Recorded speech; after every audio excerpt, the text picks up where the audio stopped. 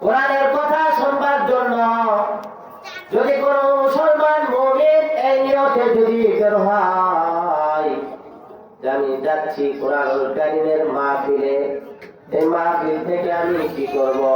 কোরআনের আলোচনা শুনব এবং সেই অনুযায়ী আমল করব, এখান থেকে কিছু জ্ঞান অর্জন করব।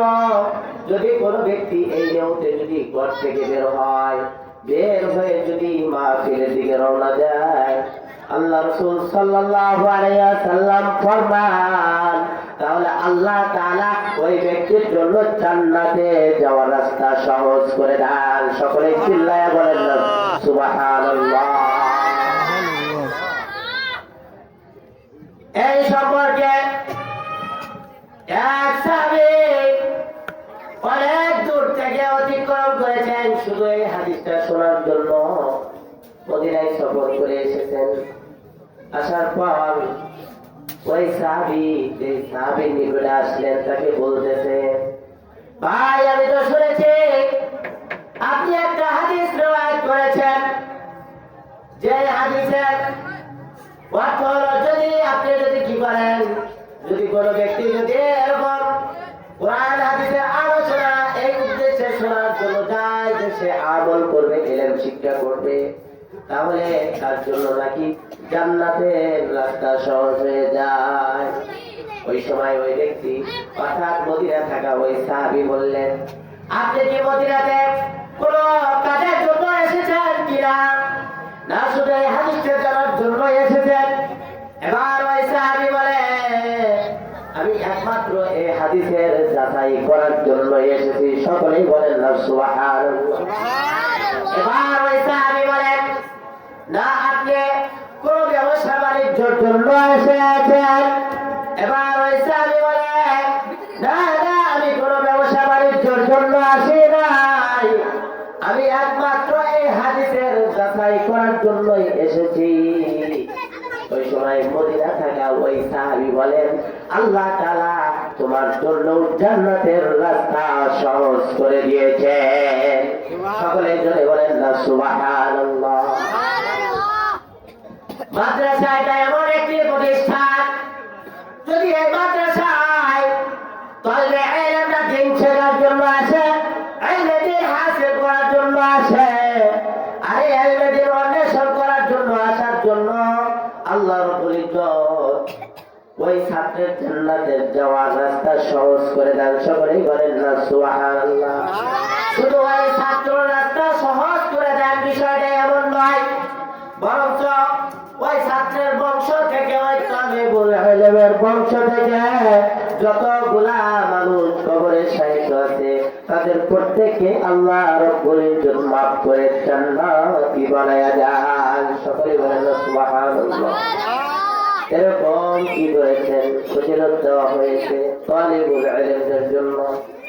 একবার দ্বিতীয় পরিবার হযরত ওমর রাদিয়াল্লাহু আনহুর জামানায় এক পিতা তার সন্তানকে ধরে নিয়ে গিয়েছে হযরত ওমর রাদিয়াল্লাহু আনহুর নিকটে। কি কারণে নিয়ে গেছে? পিতার অভিযোগ হলো, হে খলিফাতুল মুসলিমিন, আমার সন্তান আমার হক আদায় করে না, আমি পিতার হক আদায় করে না। এবার যখন এই কথা বলেছে, এবার ওই সন্তান খলিফাতুল মুসলিমিন হযরত ওমর রাদিয়াল্লাহু আনহুকে বলেন, হে খলিফাতুল মুসলিমিন, যেমনি ভাবে পিতা মাতার জন্য সন্তানের কর্তব্য রয়েছে, ঠিক তেমনি ভাবে পিতা মাতার জন্য কি সন্তানের কোন কর্তব্য আছে কিনা? যখন এই কথা বলেছেন, হযরত ওমর রাদিয়াল্লাহু আনহু বলেন, হ্যাঁ অবশ্যই পিতা মাতার জন্য সন্তানের কর্তব্য আছে, আর কর্তব্য সন্তানের জন্য পিতা মাতার কর্তব্য আছে। হযরত ওমর রাদিয়াল্লাহু আনহু পিতা মাতার কর্তব্যের কথা বলে তিনটা কথা উল্লেখ করেছেন। এখান থেকে আমাদের শিক্ষণীয় বিষয় হলো, আমরা যারা পিতা মাতা আছি অথবা পিতা মাতা হব, প্রত্যেকটা পিতা মাতার জন্য কাজ খুবই জরুরি, এই তিনটি কর্তব্য খুবই জরুরি। হযরত ওমর রাদিয়াল্লাহু আনহু খলিফাতুল মুসলিমিন প্রথম যে কর্তব্যের কথা বললেন, প্রত্যেকটা পিতার জন্য এক নাম্বার কর্তব্য হলো ওই পিতা ওই সন্তানের জন্য একজন ভালো মার ব্যবস্থা করবে। কিন্তু দেখা যায় আমরা তো ভালো মার ব্যবস্থা করি না, বলেন কথা ঠিক কিনা? যদি হয় কিরণমালা, দেখা যায় ওটাই আমাদের ভালা, বল কথা ঠিক কিনা? যদি হয় দেখনেওয়ালা কিরণমালা, দেখা যায় ওই নারী আমাদের সবার কাছে ভালা। কিন্তু এই স্বভাব পরিবর্তন করে খলিফাতুল মুসলিমিনের যদি আমরা কি করি, এই আদর্শ, এই পিতা মাতার যে কর্তব্য, এই কর্তব্য যদি নিজের মধ্যে হাসিল করি, তাহলে কেবল দেখা যাবে ওই সন্তান পিতা মাতার কর্তব্য আদায় করবে। বলেন কথা ঠিক কিনা? এক নাম্বার কর্তব্যের কথা বললাম, প্রত্যেকটা পিতা কি করবে, সন্তানের জন্য একটি ভালো মার ব্যবস্থা করবে। হযরত এই সম্পর্কে একটি ঘটনা আপনাদেরকে শোনাই। হযরত ওমর রাদিয়াল্লাহু আনহুর একটা অভ্যাস ছিল, আমরা সকলেই জানি। খলিফাতুল মুসলিমিন রাতের অন্ধকারে বিভিন্ন সময় এলাকা দিয়ে ঘুরে ঘুরে বেড়াইতেন আর মহল্লার লোকজনদের অবস্থা অবলম্বন করতেন। দেখি সমাজের লোকদের অবস্থা কেমন, তারা কি ধরনের, তাদের চরিত্র কেমন, তাদের আখলাক কেমন, তাদের কোয়ালিটি কেমন, এটা রাত্রের অন্ধকারে ঘুরে ঘুরে তিনি বিশ্লেষণ করতেন। আর রাত্রে এই কারণে ঘুরে ঘুরে এটা বিশ্লেষণ করতেন, কারণ হলো প্রত্যেক মানুষের আসল চরিত্র ফুটে ওঠে রাত্রে। বলেন কথা ঠিক কিনা? অনেকে দেখা যায় রাত্রে অন্ধকারে বিভিন্ন গুনাহের কাজের সাথে লিপ্ত হয়ে যায়। বলেন কথা ঠিক কিনা? অনেকে জিনাহের কাজে লিপ্ত হয়ে যায়, অনেকে চুরির কাজে লিপ্ত হয়ে যায়, অনেকে দুই নাম্বারি ভেজাল কাজে লিপ্ত হয়ে যায়। বলেন কথা ঠিক কিনা? হযরত ওমর রাদিয়াল্লাহু আনহু খলিফাতুল মুসলিমিন একদিন তাহাজ্জুদের সালাত আদায় করে ভোর রাতে তিনি এরকম ভাবে এলাকা ঘুরে ঘুরে দেখার জন্য বের হলেন। হাঁটতে হাঁটতে তিনি একটি কামরার নিকটে গেলেন।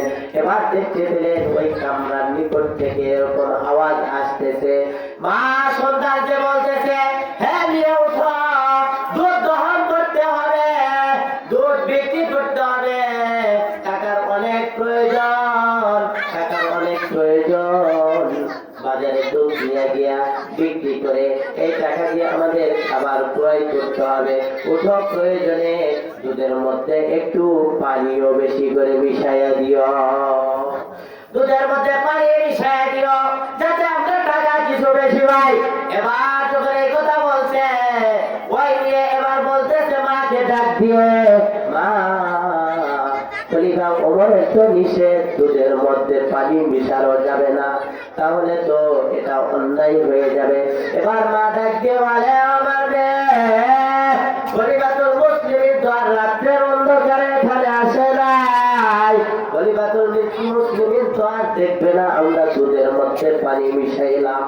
এবার যখন এই কথা বলছে, এবার ওই মেয়ে বলে, হে মা, যদিও তো হযরত ওমর রাদিয়াল্লাহু আনহু দেখবে না, খলিফাতুল মুসলিমিন দেখবে না, কিন্তু আমার তোমার রব আল্লাহ তো দেখবেন। চিল্লায়া বললা আল্লাহু আকবার। দেখেন মেয়ের মধ্যে কেমন পরহেজগারি, কেমন তাকওয়া, কেমন আল্লাহ প্রীতি। হযরত ওমর রাদিয়াল্লাহু আনহু এই আওয়াজটা শোনার পর হযরত ওমর রাদিয়াল্লাহু আনহু আর ওই জায়গায় এক মিনিট এক মুহূর্ত দেরি করেন নাই, সাথে সাথে হযরত ওমর রাদিয়াল্লাহু আনহু নিজের বাড়িতে চলে গেছেন। বাড়িতে যাওয়ার পর এবার ভোরবেলা, এবার যখন সকাল হয়েছে, সকালে হযরত ওমর রাদিয়াল্লাহু আনহু ওই মেয়েকে ডাকতে পাঠাইছেন, যাও ওই মেয়েকে তোমরা ওই বাড়ি থেকে ডেকে আমার দরবারে নিয়ে আসো। এবার যখন ওই মেয়েকে ডেকে হযরত ওমর রাদিয়াল্লাহু আনহুর দরবারে নিয়ে আসা হয়েছে, ওই সময় হযরত ওমর রাদিয়াল্লাহু আনহু তার সন্তানকে ডাকিয়া, ওই সময় তার সন্তানকে ডেকে তিনি কি বললেন, তার ওই সন্তানের সাথে ওই মেয়ের বিবাহ দিয়ে দিলেন। সকলেই বলেন না সুবহানাল্লাহ। আর ওই মহিলার গর্ভ থেকে এমন একটি সন্তান জন্ম নিয়েছিল, হযরত ওমর রাদিয়াল্লাহু আনহু ওই সন্তানের গর্ভ থেকে এমন একটা সন্তান জন্ম নিয়েছিল যার সম্পর্কে কেউ কোনো মন্তব্য করারও সাহস পায় নাই। সকলেই বলেন না সুবহানাল্লাহ। আর সেই সন্তানটি ছিল ওমর ইবনে আব্দুল আজিজ। ওই সন্তানেরটা তার আখলাক চরিত্র হয়েছিল সাহাবায়ে কেরামের মতো। শুধু তাই নয়, আরেকটি ঘটনা আপনাদেরকে আমি শোনাই। হযরত আশরাফ আলী থানভী রাহমাতুল্লাহি আলাইহি তার কিতাবের মধ্যে লেখেন, তিনি বলেন এক নতুন দম্পতি জীবনী অর্থাৎ নতুন বিবাহ হয়েছে, তারা মাত্র সংসার শুরু করবে, এমত অবস্থায় স্বামী স্ত্রী দুইজনে মিলে এরকম পরামর্শ করলো, আমরা দুইজন আমাদের এই বিবাহিক জীবন অর্থাৎ দাম্পত্য জীবন আমরা এমন ভাবে গুণামুক্ত ভাবে চালাইব যেন আমাদের সন্তানটাও ওইরকম গুণামুক্ত নেককার হয়ে যায়। এবার যখন এরকম প্রতিজ্ঞা করে তারা এরকম সংসার করলেন, তাদের গর্ভ থেকে একটি সন্তান হয়েছে। ওই সন্তান যখন বড় হয়েছে, এবার পিতা তার সন্তানকে নিয়ে কোথাও হাঁটতে গিয়েছে। এবার দেখে ওই সন্তান অন্যজনের কাছে একটা বড়ই ছিঁড়ে খেয়েছে। এবার ওই সন্তানের পিতা তিনি আমার বাসায় চলে আসছে, আয়েশা স্ত্রীকে জিজ্ঞাসা করতেছে, হে আমার স্ত্রী, বলো গর্ভে থাকাকালীন অবস্থায় তুমি কারো থেকে কোনো কিছু চুরি করেছো কিনা? কারণ আমার সন্তানের মধ্যে স্বভাব এসেছে, আর পিতা মাতার স্বভাব সন্তানের মধ্যে পড়ে। তুমি বলো সন্তান গর্ভে থাকাকালীন অবস্থায় তুমি এরকম কোনো কিছু চুরি করেছো কিনা? এবার স্ত্রী বলে, তেমন কিছু তো করি নাই স্বামী, কিন্তু আমি আমার পাশের বাড়ির বড়ই গাছ থেকে একটি বড়ই আমি না বলে খেয়েছি। সন্তানের পিতা মাতার প্রভাব সন্তানের উপর পড়ে। এই কারণে পিতা মাতার এক নাম্বার কাজ হলো ভালো একজন পিতার জন্য এক নাম্বার কাজ হলো ভালো মার একজন ব্যবস্থা করা। এটা হলো তিনটা দায়িত্বের মধ্যে এক নাম্বার দায়িত্ব। আর দ্বিতীয় নাম্বার দায়িত্ব হলো পিতার কথা কি করবে, সন্তানের জন্য সুন্দর একটি ভালো অর্থবোধক নাম রেখে দিবে। কারণ হলো ওই নামের প্রভাব ওই সন্তানের উপর পড়ে। আমরা শিয়া জাতির নাম শুনছি কিনা বলেন? তারা বলে হাই হোসেন, হাই আলী, এরকম বলে। ঢাকা হুসনে দালাল ছিল, আর নিজের বক্ষের মধ্যে নিজের শরীরে আঘাত করতে থাকে আর বলে হাই হোসেন, হাই আলী। আর হযরত ওমর রাদিয়াল্লাহু আনহু দ্বিতীয় খলিফা, প্রথম খলিফা হযরত আবু বকর রাদিয়াল্লাহু আনহু, তাদেরকে তারা মানেন না। কারণ হলো এই কারণেই মানেন না যে নবীর আওলাদ থেকে খলিফা নিযুক্ত না করে তারা খলিফা হয়েছে। তারা ভ্রান্ত আকীদা মতবাদ, তো তারা এরকম নিজের আক্রোশের কারণে দুইটা গাদার মধ্য থেকে দুইটা গাদার নাম রেখেছে। এক গাদার নাম রাখছে হযরত আবু বকর, আর এক গাদার নাম রাখছে ওমর। সাহাবীর নামদের সাথে মিশিয়ে দিয়েছে শয়তানের দল। এবার যে গাদাটার নাম রাখছে ওমর, ওই গাদাটা ওই শিয়াকে এমন জোরে লাথি মেরেছে, যার ফলে ওই শিয়া বুঝতে পারছে এই গাদার নামই হয়তো আমি ওমর রেখেছি। কারণ ওমরের মেজাজ যেমন, এই গাদার মেজাজও তো তেমন হয়েছে। সকলেই বলেন কথা ঠিক কিনা? এই কারণে নামের একটা প্রভাব আছে। আমাদের দুই নাম্বার কর্তব্য হলো সন্তানের জন্য সুন্দর একটি কি করবো, নাম রাখবো। আর তিন নাম্বার কর্তব্য হলো আমাদের সন্তানদেরকে কালিমা কালাম আমরা শিক্ষা দিব। যদিও তো এক নাম্বার সারিতে নিয়ে আসতে হয় এটা, কারণ হলো আমাদের সন্তানদেরকে কালিমা কালাম শিক্ষা দিতে হবে। এটা হলো পিতা মাতার জন্য আরো একটি কর্তব্য, দায়িত্ব, এটা একটা ফরজ। পিতা মাতা নিজেও কি করবে? কালিমা কালাম নিজেও শিক্ষা করবে, সন্তানকেও কালিমা কালাম শিক্ষা দিবে। এর ফজিলত কি? এর ফজিলত হলো, যদি কোনো ব্যক্তি নিজের সন্তানকে যদি একজন কোরআনের হাফেজ বানাইতে পারে, একজন আলেম বানাইতে পারে, একজন হাফেজ কাল হাসরের ময়দানে এরকম 10 জন ব্যক্তিকে জান্নাতে নিয়ে যাইতে পারবে, যেই 10 জন ব্যক্তির উপর জাহান্নাম ওয়াজিব হয়ে গেছে। এমন 10 জন ব্যক্তিকে সুপারিশ করার মতো অধিকার একজন হাফেজে কোরআনকে আল্লাহ তাআলা দিয়ে দিবেন। সকলেই বলেন না সুবহানাল্লাহ। এরকম ভাবে যে ব্যক্তি এরকম তালিবুল ইলম হবে, আল্লাহ তাআলা ওই তালিবুল ইলমের পায়ের নিচে নূরের পাখনা দুলা বিছায় দেন। সকলেই চিল্লায়া বলেন না সুবহানাল্লাহ। এই কারণে তালিবুল ইলমদেরকে আমাদের মহব্বত করতে হবে। মুসলমান তাদেরকে কখনোই খারাপ দৃষ্টিতে দেখা যাবে না। যদিও তো ছোট ছোট বাচ্চা, এরা তেমন একটা বোঝে না, বলেন কথা ঠিক কিনা? মাঝে মাঝে উলট পালট করে বসে, মাঝে মাঝে দেখা যায় উস্তাদদেরকেও থাপ্পড় মাইরা দেয় কি দেয় না বলেন? কারণ হচ্ছে তারা তো অতটা জ্ঞান নাই, ছোট ছোট বাচ্চা, তারপরেও তাদেরকে মায়ার দৃষ্টিতে দেখতে হবে। কারণ হলো দেখা গেল যদি এরকম মায়ার দৃষ্টিতে যদি আপনি দেখেন, এর দ্বারা আপনার আমার ফায়দা কি হবে? কি ফায়দা হবে? এক মাদ্রাসার ইতিহাস ঘটনা, এক বাবুর্চি ছিল, তিনি রান্না করতেন। ওই এলাকার যতগুলা কি ছিল, দেখা গেল ছাত্র ছিল, তাদেরকে রান্না করে খাওয়াইতে। দেখা যায় যে এরকম ভাবে ওই সব ছাত্ররা, বাবুর্চিটা ছিল একটু বুঝ কম, এরকম টাইপের লোক আছে না অনেক, কথা বলেন না কেন? অনেকে আছে বুঝ কম। এই কারণে ছাত্ররা সবাই বলতো যে এই দেখ বলদা আসতেছে। তো একদিন এই বাবুর্চি বৃষ্টির মধ্যে ভিজে ভিজে খাবার নিয়ে আসতেছে। যখন খাবার নিয়ে আসতেছে, এবার ছাত্ররা সবাই বলে দেখ বলদা ভিজে ভিজে খাবার নিয়ে আসতেছে। আবার দেখবেন যারা এরকম সরল সুদা লোক থাকে, তারা যদি রাগ করে ফেলে তাহলে সহজে থামে না, বলেন কথা ঠিক কিনা? এবার তো যখন বলদা কইছে, এবার মেজাজটা তো গরম হয়ে গেছে। এবার ওই বাবুর্চি বলে, বড় হুজুরের নিকটে গিয়ে বলতেছে, হুজুর আমি আজ থেকে আর চাকরি করব না, আমি এখন থেকে চাকরি ছেড়ে দিলাম। কেন চাকরি ছেড়ে দিলা, কি হয়েছে? বলে আমি এত কষ্ট করে বৃষ্টির মধ্যে ভিজে ভিজে ছাত্রদের খাবার নিয়ে এসে দিলাম, অথচ সবাই আমাকে বলদ বলে, আপনার ছাত্ররা সব বেয়াদব, আমি আর আপনার চাকরি করব না। এই কথা বলিয়া সকালে এই বাবুর্চি চলিয়া গেছে। এবার যখন রাত্রে ঘুমাইছে, এবার স্বপ্নের মধ্যে ঘুমের মধ্যে স্বপ্নে দেখে যে কিয়ামত সংগঠিত হয়ে গেছে।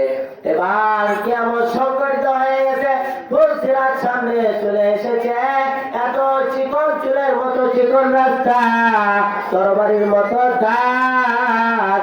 এবার তিনি পেরেশানির মধ্যে পড়ে গেছে, কিভাবে আমি এই রাস্তা পার হব? যখন এবার এই কি করলো, এরকম পেরেশানির মধ্যে থাকলো।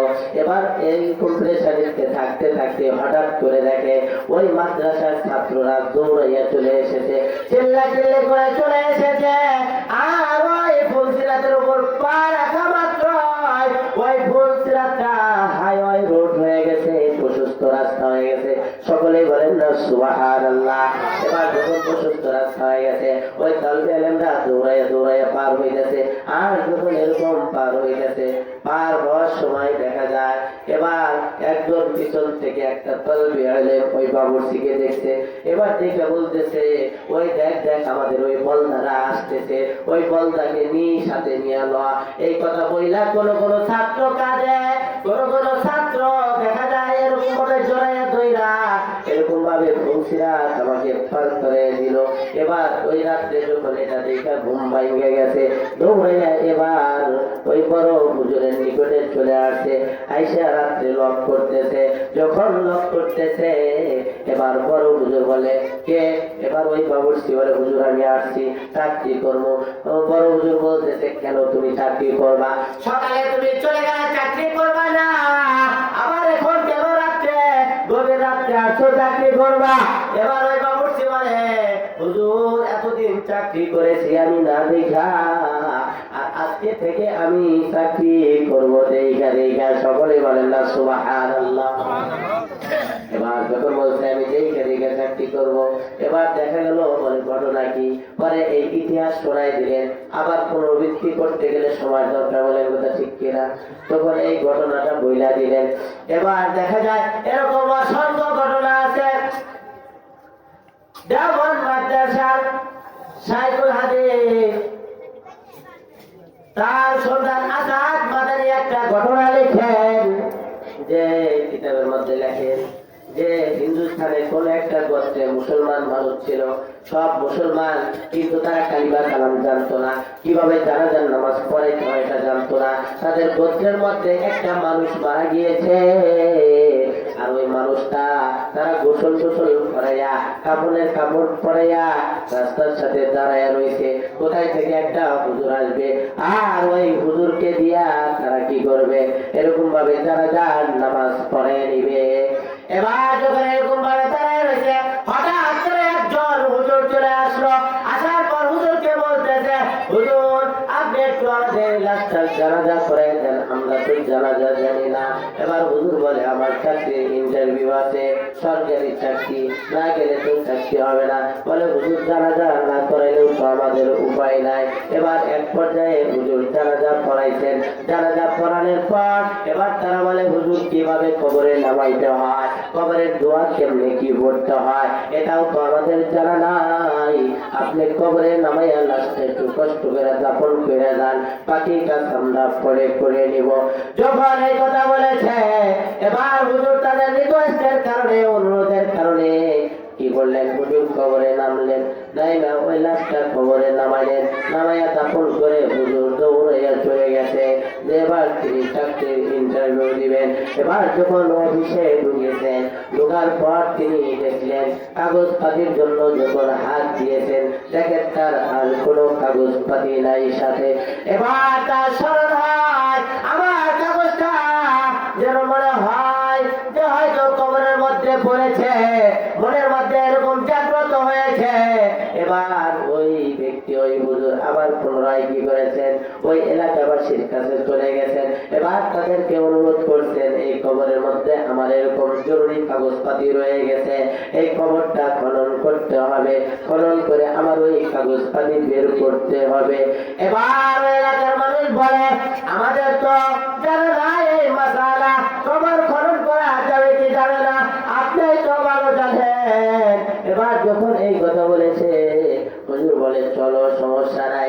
এবার যখন হুজুর কবর খনন করা শুরু করেছে, এবার কবরটা যখন খনন করতেছে, যেন কবর থেকে জান্নাতি সুঘ্রাণ বের হইতেছে। সকলেই বলেন না সুবহানাল্লাহ।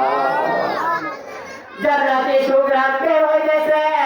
এবার হুজুর সব মাটিগুলা সরাইয়া, বাসগুলো সরাইয়া যখন লাশটা বের করেছে, এবার থেকে ওই লাশের উপর দিয়ে এত সুন্দর সুন্দর ফুল সাজিয়ে রাখা হয়েছে, আর ওই ফুলের উপরে হুজুরের ওই জরুরি কাগজপাতি গুলা রয়েছে। এবার হুজুর ওই কাগজপাতি নিলেন, নিয়ে কবর থেকে উঠে আসলেন, আবার কবর আগের মতো করে দিলেন।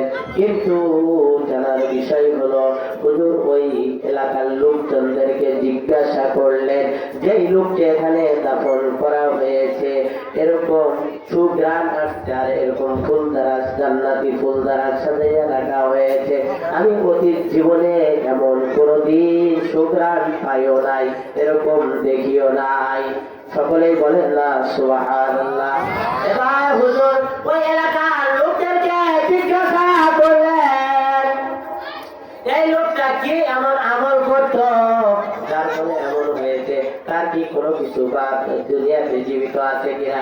এলাকার লোকজন বলল, হুজুর তার দুনিয়াতে কোনো কিছুই জীবিত নাই, কিন্তু একটা মাত্র কন্যা সন্তান জীবিত আছে। হুজুর বললেন, আমাকে তার কন্যা সন্তানের কাছে নিয়ে চলো, পর্দার ব্যবস্থা করো। পর্দার ব্যবস্থা করা হলো। হুজুর পর্দার বাহির থেকে কথা বললেন, মেয়েকে বললেন, মা তুমি আমাকে বলো তোমার পিতা এমন কি আমল করেছেন যার কারণে আল্লাহ তাআলা তোমার পিতার কবরকে জান্নাতের বাগান বানাইয়া দিয়েছে।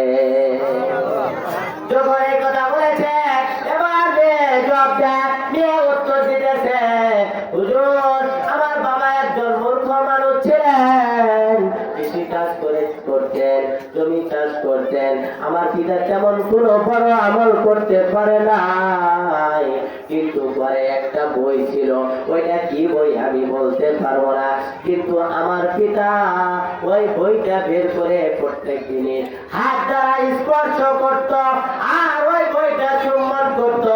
হুজুর বললেন ওই বইটা আমাকে দাও, আমি একটু ওই বইটা দেখি বইটা কেমন। এবার যখন ওই মেয়েটা যখন হুজুরকে যখন ওই বইটা দিতে, এবার হুজুর খুলে দেখেন এটা আর কোনো বই নয়, এটা হলো ঐশী গ্রন্থ আল্লাহ তাআলার বাণী আল কুরআন। সকলেই চিল্লায় কন্যা সুবহানাল্লাহ। এবার চিন্তা করেন, কোরআন এমন একটা জিনিস, এমন একটা গ্রন্থ, যে গ্রন্থ তিলাওয়াত না জানলেও শুধু এই গ্রন্থ যদি স্পর্শ করে কোন ব্যক্তি নিজের মহাব্বতের কারণে যদি কোরআনুল কারীমটা খুলে যদি এই হরফগুলা যদি হাত দ্বারা দেখতে থাকে আর রবকে যদি বলতে থাকে, রব জীবনে পড়া শিখি নাই, কিন্তু তোমার এই তেলাওয়াত করতে পারলাম না, তোমার সাথে কথা বলতে পারলাম না, কিন্তু আমি মহাব্বত করি বিদায় এই হরফগুলা হাত দিয়ে বারবার আমি এরকম পবিত্রতার সাথে নারী আর দেখি। এই কুরআনুল কারীমকে মহাব্বত করার কারণে, এরকম ভাবে স্পর্শ করার কারণে, চোখটা হরফগুলো দেখার কারণে আল্লাহ রাব্বুল আলামিন তার কবরকে এরকম জান্নাতে কবর বানিয়ে দিয়েছেন। সকলেই বলেন না সুবহানাল্লাহ।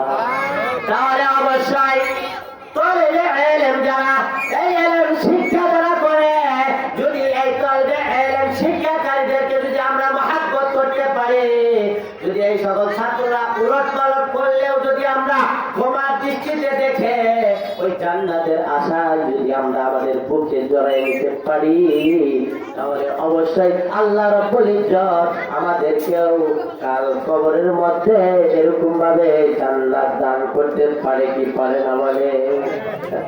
এই কারণে আমরা সকলেই কি করবো, এই যে সকল কথা বললাম, বিশেষ করে আমরা প্রত্যেকটা পিতা এই তিনটা কর্তব্য আমরা সন্তানের জন্য পালন করব। আর যারা তলবে ইলম অন্বেষণকারী যারা, তাদেরকে আমরা দিল দ্বারা মহাব্বত করব। এর দ্বারা মহাব্বতের দ্বারা হবে কি, তলবে ইলমদেরকে যদি মহাব্বত করেন, আলেমদেরকে যদি মহাব্বত করেন, যদি আলেমদের সাথে থাকেন, তলবে ইলমদের সাথে থাকেন, আল্লাহ রাসূল সাল্লাল্লাহু আলাইহি ওয়াসাল্লাম বলেন আল মারউ মা'a মান আহাব্বা, যে ব্যক্তির সাথে যার মহাব্বত থাকবে ওই ব্যক্তির সাথে তার হাসর হবে। সকলে বলেন সুবহানাল্লাহ। এই কারণে আমরা সকলে মাদ্রাসাকে, মসজিদকে, তলবে ইলমদেরকে, উস্তাদদেরকে সকলকে মহাব্বত করতে রাজি আছি তো ইনশাআল্লাহ। আল্লাহ তাআলা আমাদের প্রত্যেককে ইখলাসের সাথে এই প্রতিষ্ঠানকে ভালোবাসা এবং প্রতিষ্ঠানকে সামনের দিকে অগ্রসর করা, এগিয়ে নিয়ে যাওয়ার তৌফিক দান করেন। সকলে বলি আমিন। ওয়া আখিরু দাওয়ানা আলহামদুলিল্লাহি রাব্বিল আলামিন।